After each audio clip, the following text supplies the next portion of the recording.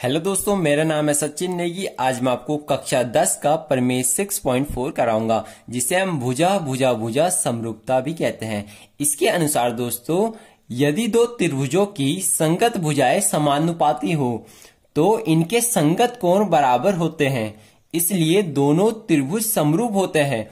यानी दोस्तों, यदि हमारे पास दो त्रिभुज हैं और उनकी जो संगत भुजाओं का अनुपात है वह बराबर है, यानी AB/DE का जो मान है वह AC/DF के बराबर है तथा BC/EF के बराबर है, तो जो इनके संगत कोण होते हैं, यानी ये वाला कोण जो है वह इस वाले कोण के बराबर होगा, ये वाला कोण इस वाले कोण के बराबर होगा और ये वाला कोण इस वाले कोण के बराबर होगा।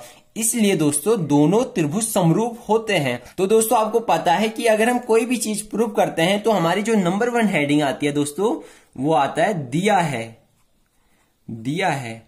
दिया है में दोस्तों जो हमें क्वेश्चन में दिया है उसे हम लिखते हैं। यानी हमें दिया है कि यदि दो त्रिभुजों की संगत भुजाएं समानुपाती होती है, तो हमें दिया है कि इन दोनों त्रिभुजों की जो संगत भुजाएं हैं वह समानुपाती है। तो हम दोस्तों यहां से लिखेंगे इन दोनों त्रिभुजों की संगत भुजाएं समानुपाती है, इसलिए AB/DE equal to AC/DF equal to BC/EF। ये हमारा दोस्तों आ चुका है। अब हमारी दोस्तों जो दूसरी हेडिंग आती है वो आती है सिद्ध करना है। यानी हमें जो ये स्टेटमेंट दिया है उसमें हमने क्या सिद्ध करना है। अब दोस्तों हमने सिद्ध करना है कि दोनों त्रिभुज समरूप होते हैं, यानी हमने दोनों त्रिभुजों को समरूप दिखाना है। सिद्ध करना है हमने त्रिभुज ABC तथा त्रिभुज DEF समरूप है। यह हमारा दोस्तों आ गया है। हमने क्या सिद्ध करना है। अब हमारी दोस्तों जो तीसरी हेडिंग आती है वो आती है रचना की। यानी हमने इसे सिद्ध करने के लिए चित्र में क्या क्या फेरबदल किया उसे हम रचना द्वारा दिखाते हैं। अब हम दोस्तों चित्र में क्या रचना करेंगे, तो हमने जो DE वाली भुजा है उस पर एक बिंदु लेना है, X बिंदु। यानी हमने DE वाली भुजा पर X बिंदु लेना है और DF वाली जो भुजा है उस पर हमने एक Y बिंदु लेना है और इस प्रकार लेना है ताकि जो DX की लंबाई है वह AB के बराबर हो।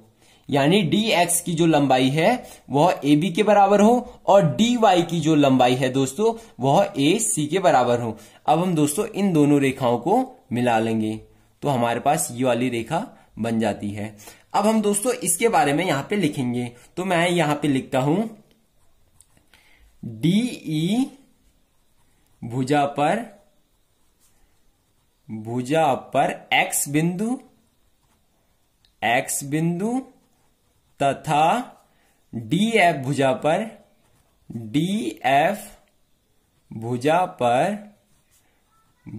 पर Y बिंदु इस प्रकार लिया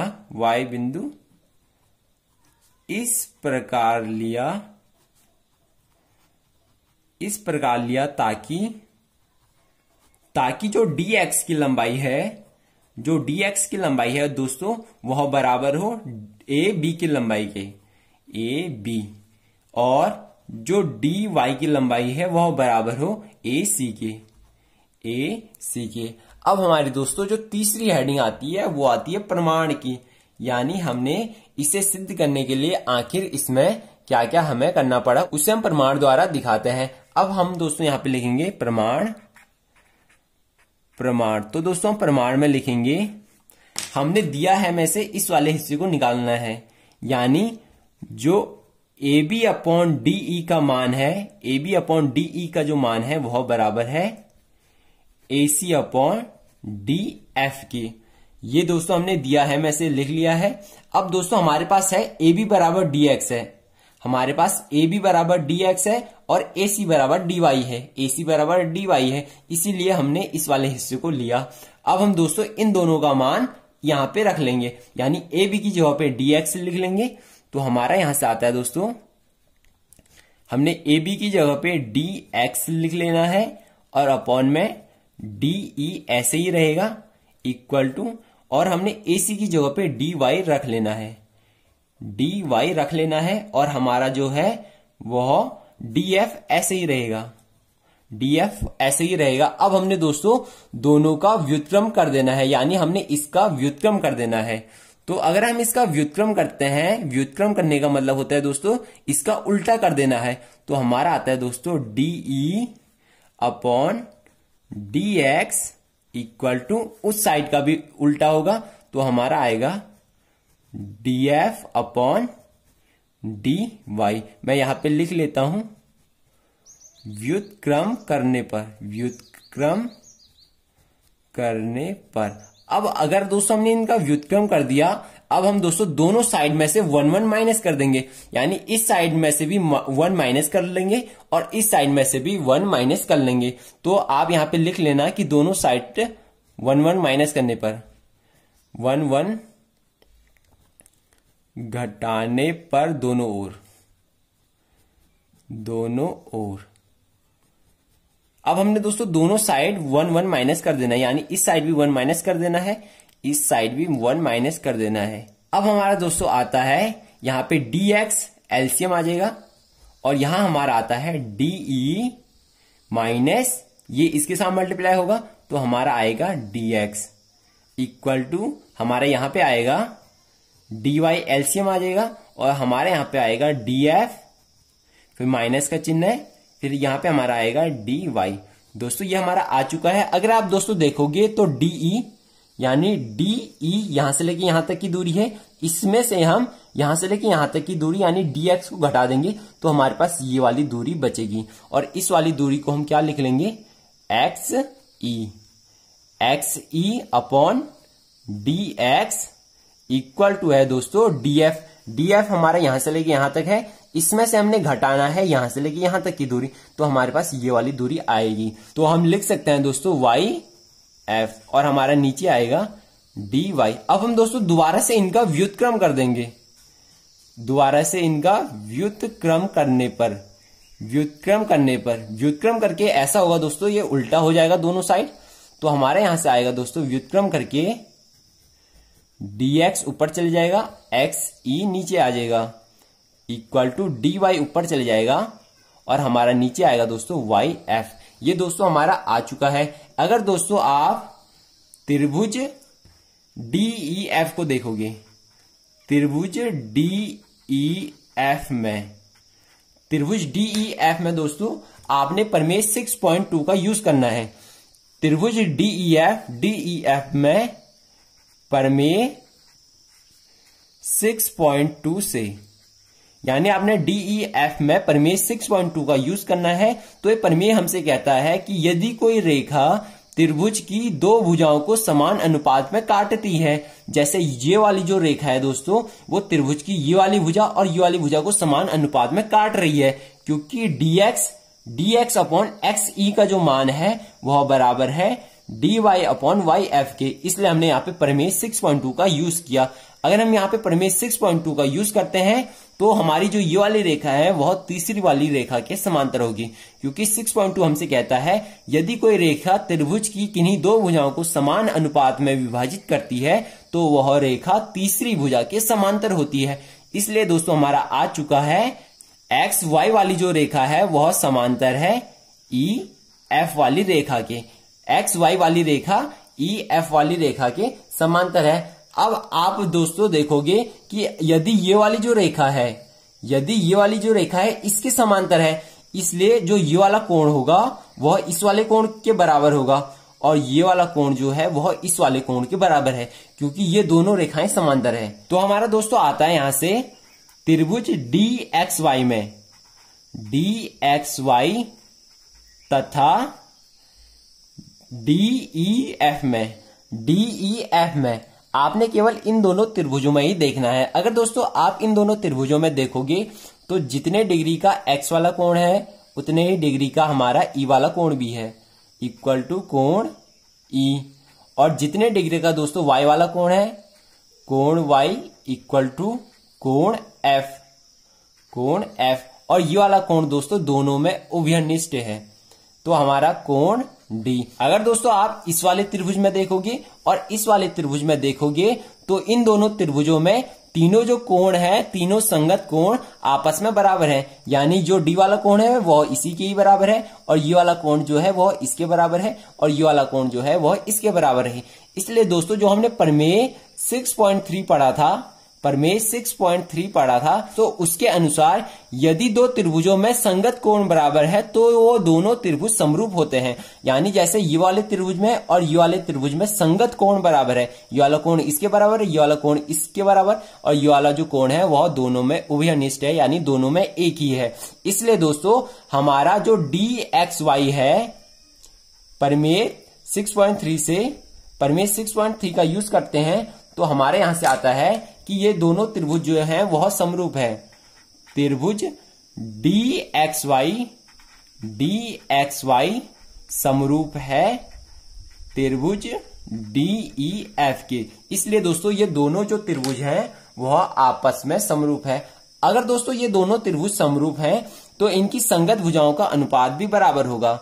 माना दोस्तों आप ये वाले त्रिभुज को एक अलग से इमेज मान सकते हो अपने दिमाग में कि ये अलग से एक त्रिभुज है। अब इनके संगत भुजाओं का अनुपात जो है वह बराबर होगा। तो पहले वाले त्रिभुज का अनुपात, यानी पहले वाले त्रिभुज की एक भुजा ली हमने dx लिया, दूसरे वाले त्रिभुज की एक भुजा, और दूसरा वाला त्रिभुज है हमारा ये वाले त्रिभुज की ये वाली भुजा ली, तो हमारा आता है DE इक्वल टू इस छोटे वाले त्रिभुज की ये वाली भुजा यानी XY, और इस बड़े वाले त्रिभुज की ये वाली भुजा EF। क्योंकि दोस्तों ये दोनों त्रिभुज समरूप है, इसलिए इनके संगत भुजाओं का अनुपात भी बराबर होगा। इसलिए छोटे वाले त्रिभुज की ये वाली भुजा और ये वाले त्रिभुज की ये वाली भुजा इक्वल टू ये वाले त्रिभुज की ये वाली भुजा और बड़े वाले त्रिभुज की ये वाली भुजा, इसलिए इनका अनुपात जो है वह बराबर होगा। अब हमारे पास दोस्तों dx की वैल्यू ये है, यानी dx की वैल्यू हमारे पास क्या है AB, इसलिए हम dx की जगह पे AB रख लेंगे। इसलिए हमारा दोस्तों आता है AB upon DE equal to XY upon EF, क्योंकि हमने दोस्तों dx की जगह पे AB रख लिया है। आप यहां पे लिख सकते हो कि चूंकि dx इक्वल टू AB, आप यहां पे ऐसा लिख सकते हो। अगर दोस्तों आप इसे समीकरण 2 मान लो और इसे हम समीकरण 1 मान लेते हैं, तो अगर आप दोस्तों इन दोनों को देखोगे तो AB अपॉन DE का मान ये है, यानी AB अपॉन DE का मान ये है, और AB अपॉन DE का मान ये भी है। ध्यान से सुनना, AB अपॉन DE का मान ये है और AB अपॉन DE का मान ये भी है, इसलिए ये दोनों भी आपस में बराबर होंगे, यानी ये इसके भी बराबर होगा। इसलिए दोस्तों हम लिख सकते हैं समीकरण फर्स्ट व सेकंड से, समीकरण फर्स्ट व सेकंड से दोस्तों हमारा आता है कि BC upon EF equal to है XY अपॉन EF की। अब दोस्तों ये EF यहां था, ये दूसरी साइड जाएगा तो मल्टीप्लाई में हो जाएगा, हमारा ऐसा आएगा EF, तो EF से EF कट जाएगा और हमारा आएगा BC इक्वल टू XY, तो हमारा आएगा BC इक्वल टू XY। ये हमारा दोस्तों आ चुका है। अब आपने दोस्तों त्रिभुज ABC और DXY में देखना है। अब त्रिभुज ABC तथा DXY में अगर दोस्तों आप इन दोनों त्रिभुजों को देखोगे तो जो हमारी ये वाली भुजा है यानी AB वाली भुजा हमने DX के बराबर मानी थी, AB वाली भुजा हमने DX के बराबर मानी थी, और DY वाली भुजा हमने AC के बराबर मानी थी। इसलिए ये वाली भुजा इसके बराबर है और ये वाली भुजा जो है वह इसके बराबर है, और हमारा आ चुका है कि BC यानी जो BC वाली भुजा है वह XY के बराबर है, XY के बराबर है, इसलिए ये वाली भुजा इसके बराबर है। इसलिए दोस्तों हम यहां पे लिख सकते हैं इसके आगे कि AB इक्वल टू DX, चूंकि AB इक्वल टू DX तथा DY D Y equal to A C और हमारा क्या आया है, अभी हमारा आया है B C equal to X Y. ये हमारा दोस्तों आ चुका है कि B C equal to X Y है, इसलिए हम भुजा सर्वांग समता का यूज करेंगे। यानी अगर किसी दो त्रिभुजों में उनकी तीनों भुजाएं बराबर हो तो वो दोनों त्रिभुज सर्वांगसम होते हैं, या हम कह सकते हैं कि वो दोनों त्रिभुज समरूप भी होते हैं, क्योंकि सर्वांगसम त्रिभुज समरूप भी होते हैं। इसलिए दोस्तों हमारा आ चुका है कि त्रिभुज ए बी सी बराबर यानी सर्वांगसम भी है और समरूप भी है त्रिभुज डी एक्स वाई के। यानी जो ए बी सी वाला त्रिभुज है वह डी एक्स वाई वाले त्रिभुज के समरूप है। ध्यान से सुनना, त्रिभुज A B C D X Y के समरूप है, क्योंकि इन दोनों त्रिभुजों की तीनों भुजाएं बराबर हैं, इसलिए ये समरूप है। और हमारा पहले क्या आया था, हमारा आया था डी एक्स वाई, जो डी एक्स वाई वाला त्रिभुज है वह समरूप है डी ई एफ वाले त्रिभुज के, क्योंकि दोस्तों ये वाला कोण इसके बराबर था, ये वाला कोण इसके बराबर था और ये वाला कोण दोनों में उभयनिष्ठ था। इसलिए दोस्तों ये दोनों त्रिभुज समरूप थे, यानी डी एक्स वाई वाला त्रिभुज इसके भी समरूप था। यहाँ पे डी एक्स वाई वाला त्रिभुज इसके भी समरूप है और डी एक्स वाई वाला त्रिभुज इसके भी समरूप है। तो हम इसे समीकरण कौन सा माने, इसे समीकरण 2, ये हमारा 3 था, और ये इसे हम समीकरण 4 मान लेते हैं। तो हमारा आता है समीकरण सेकेंड व फोर्थ से। अब हमारा इन दोनों से क्या आता है कि त्रिभुज ए बी सी जो है, त्रिभुज ए बी सी समरूप है त्रिभुज डी ई एफ के, डी ई एफ के, क्योंकि दोस्तों हमारा अब आ चुका है कि जो ये वाला त्रिभुज है वो ये वाले त्रिभुज के समरूप है और ये वाला त्रिभुज इस वाले बड़े वाले त्रिभुज के समरूप है, इसलिए ये दोनों त्रिभुज भी समरूप होंगे। अब हम दोस्तों क्वेश्चन को एक बार और देखेंगे कि आखिर हमने इस क्वेश्चन में किया है क्या। दोस्तों हमें दिया है कि इन दोनों त्रिभुजों की संगत भुजाओं का अनुपात बराबर है। अब हमने सिद्ध करना है कि ये दोनों त्रिभुज समरूप है, यानी त्रिभुज ए बी सी समरूप है डी ई एफ के, ये हमने सिद्ध करना है। अब हमने रचना इस प्रकार की कि हमने डी ई वाली जो भुजा है उस पर एक एक्स बिंदु लिया और इस प्रकार लिया ताकि डी एक्स की लंबाई ए बी के बराबर हो। इसी प्रकार हमने वाई वाला बिंदु लिया ताकि डी वाई की जो लंबाई है वह ए सी के बराबर हो। यानी हमने पहले ही मान लिया है कि ए बी की लंबाई इसके बराबर है और ए सी की लंबाई इसके बराबर है। अब हमने दोस्तों प्रमाण में लिखा, प्रमाण में हमने ये वाले हिस्से को लिखा, यानी A B upon D equal to A C upon D F, A C upon D F. अब हमारे पास ए बी की वैल्यू हमारे पास डी एक्स है क्योंकि ये इसके बराबर है, और ए सी की वैल्यू हमारे पास डी वाई है, तो हमने इसे यहां पे लिखा। फिर हमने इनका व्युत्क्रम किया, व्युत्क्रम करने के बाद हमने दोनों ओर 1 1 माइनस किया तो हमारा ये आया, फिर हमारा ये आ चुका है। फिर हमने इसका भी व्युत्क्रम किया तो हमारा ये आया D X upon X E equal to D Y upon Y F. अब हमने दोस्तों त्रिभुज डीई एफ में प्रमेय 6.2 का यूज किया, यानी ये वाले त्रिभुज में प्रमेय 6.2 का यूज किया तो हमारा ये वाली जो रेखा है वह इसके समांतर आ चुकी है, क्योंकि ये वाली रेखा त्रिभुज की इन दोनों भुजाओं को समान अनुपात में विभाजित कर रही है, इसलिए ये वाली रेखा इस वाली रेखा के समांतर है। अगर दोस्तों ये वाली रेखा इस वाली भुजा के समांतर है तो ये वाला कोण इसके बराबर होगा और ये वाला कोण इसके बराबर होगा। अब दोस्तों ये वाला जो कोण है वह दोनों में उभयनिष्ठ है, इसलिए कोण कोण कोण समरूपता से हमारा ये आ चुका है कि ये जो दोनों त्रिभुज है, यानी ये वाला जो त्रिभुज है वह इस वाले त्रिभुज के समरूप है, इसलिए इनकी संगत भुजाओं का अनुपात भी बराबर होगा। यानी ये छोटे वाले त्रिभुज की ये वाली भुजा और बड़े वाली त्रिभुज की ये वाली भुजा का अनुपात dx अपॉन डी का अनुपात बराबर होगा छोटे वाले त्रिभुज की ये वाली भुजा का अनुपात और बड़े वाले त्रिभुज की ये वाली भुजा का अनुपात। अब हमारे पास दोस्तों dx यानी dx की वैल्यू है ab। अब हमने dx की जगह पे ab रख लिया तो हमारा आया ab upon D equal to ये।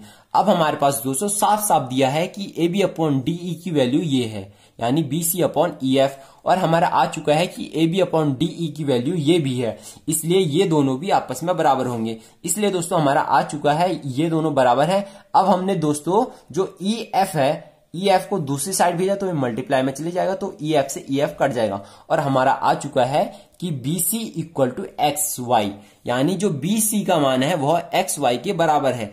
अब हमारे दोस्तों इन दोनों त्रिभुजों में त्रिभुज ABC और DXY में ये वाली भुजा इसके बराबर है और ये वाली भुजा इसके बराबर है। हमने रचना में इसे पहले ही दिखा लिया है। अब हमारे दोस्तों आ चुका है कि जो BC वाली भुजा है यानी BC वाली भुजा है वह XY के बराबर है। इसलिए दोस्तों अगर दो त्रिभुजों में तीनों भुजाएं आपस में बराबर होती है तो वो दोनों त्रिभुज सर्वांगसम होते हैं। जब वह सर्वांगसम होते हैं इसलिए वह समरूप भी होते हैं, क्योंकि सर्वांगसम त्रिभुज समरूप होते हैं, इसलिए ये वाला त्रिभुज इसके समरूप है। त्रिभुज ABC यानी ये वाला त्रिभुज इसके समरूप है और हमारा पहले आया था कि ये वाला त्रिभुज इसके भी समरूप है, इसलिए ये दोनों त्रिभुज भी समरूप होंगे। आशा करता हूं दोस्तों कि ये वीडियो आपको बहुत ज्यादा अच्छी लगी होगी। अगर आपको इस वीडियो से रिलेटेड कोई भी डाउट हो तो कमेंट बॉक्स में जरूर बताएं और ऐसे ही और वीडियो पाने के लिए चैनल को सब्सक्राइब जरूर करें और बेल नोटिफिकेशन को ऑल पर सेट करना ना भूलें ताकि मेरे द्वारा आने वाली एक भी वीडियो मिस ना हो। Thank you, have a nice day.